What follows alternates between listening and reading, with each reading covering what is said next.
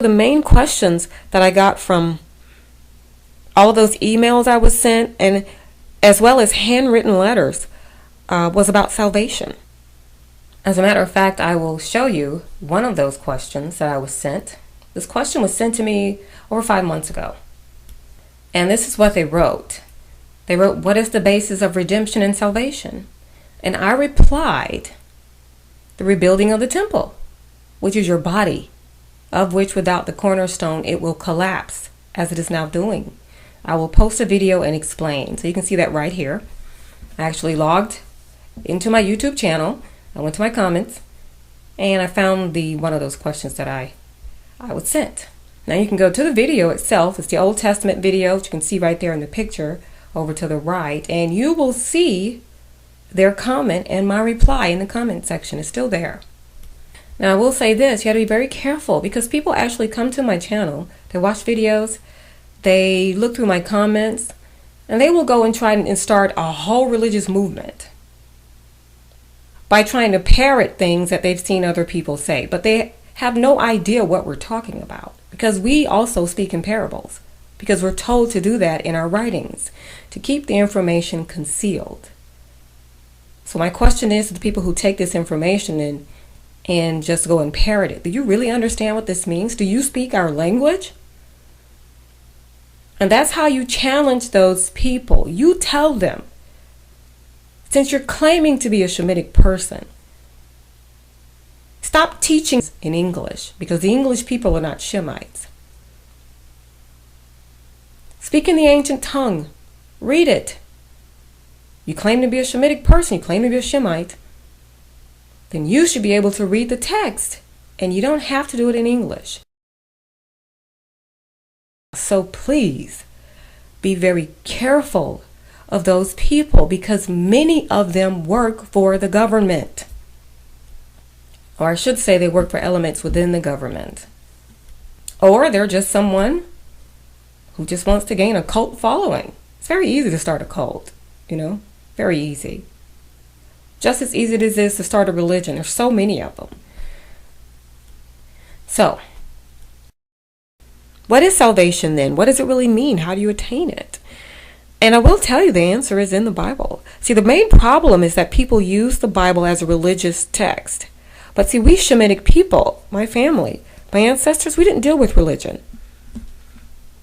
Religion is a concept that comes from the people of the nations. And it's a method. It's something they use to control people. But historically, my Shemitic ancestors were very big on people understanding the concept of taking responsibility for your own actions. Okay? We never believed any stupid garbage about, oh, you can just throw your sins on another person, but first we got to sacrifice it and kill it.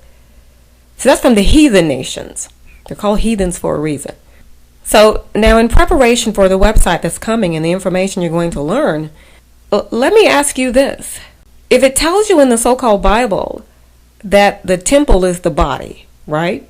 Your body, and that it is a temple unlike any other temple that was ever built by the Creator, and cannot be copied, cannot be duplicated, right? So there's no one in existence who can literally build the temple of your body out of nothing like the Creator did. The only thing they can do is build replicas out of stone, dirt, sand, metals, and nowadays even plastic. And the Creator is not impressed with those. They're just rocks. So if that is the case, the temple is your body, then what is the most important thing? The maintenance of that temple. And that's what we're told in the Bible. So the Creator told our ancestors, you did not maintain my temple. The Creator wasn't talking about something they built with their hands because the Creator didn't build those. The Creator did not build temples of wood and stone, right? Now let me present a question to you that will really make your mind feel funny.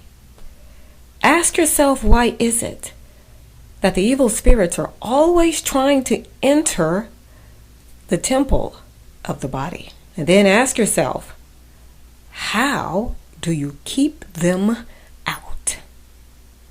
does tell you in the Bible how to do just that. Because I must say, I've also been contacted by so many people, countless, saying these words. They are having severe sleep paralysis and are seeing evil spirits and are hearing their voices. And they want to know, how do they make it stop and why is it happening? Some of them are even believing, falsely, that they're doing something in their lives that's just so evil that perhaps the Creator has sent the spirits to harass them. No, that's because you're not maintaining your temple the way the Creator taught us to many, many thousands of years ago. See, our Creator gave us the tools to protect ourselves from those evil things. And one of the things that we were taught was to maintain that temple body. So answer me this.